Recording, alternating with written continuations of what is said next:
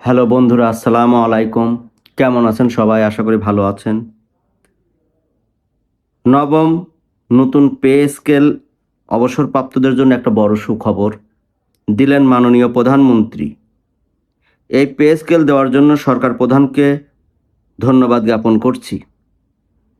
সেই সাথে আমি লিখিত আকারে কিছু কথা মাননীয় প্রধানমন্ত্রীর কাছে তুলে ধরার জন্য পেশ করছি।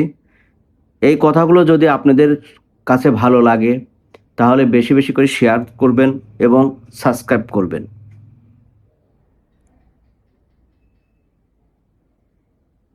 এই সরকারের কাছে আমার একটি প্রশ্ন,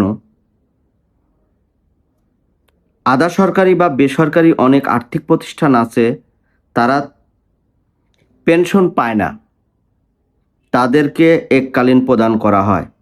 যেমন বাংলাদেশের অনেক বড় সুনামধন্য আর্থিক প্রতিষ্ঠান পূবালী ব্যাংক, তাদের এমপ্লয়ীদের পেনশন নাই, তাদের এমপ্লয়ীদের এককালীন প্রদান করা হয়।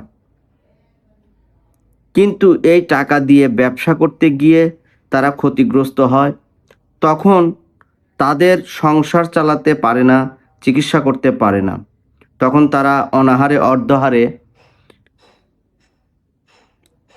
জীবনযাপন করতে হয়। তাদের জন্য কি এই সরকার কিছু ভাবছে? অর্থ মন্ত্রণালয় কি কিছু ভাবছে? নাকি তাদের প্রতিষ্ঠান কিছু ভাবছে? তাদের কথা শোনা বা জানার কেউ নাই। আর আমি তাদের হয়েই কষ্টের কথা সরকার প্রধানের কাছে, অর্থ মন্ত্রণালয়ের কাছে তুলে ধরাই আমার একমাত্র লক্ষ্য। কারণ তারা ব্যবসা করতে গিয়ে অনেক ক্ষতিগ্রস্ত হচ্ছে ওই এককালীন টাকা দিয়ে, তখন তারা জীবন যাপন করতে পারছে না, সংসার চালাতে পারছে না, অনাহারে অর্ধাহারে জীবনযাপন করছে। বাংলাদেশে অনেক আর্থিক প্রতিষ্ঠান আছে যাদেরকে আসলে এককালীনই প্রদান করা হয়।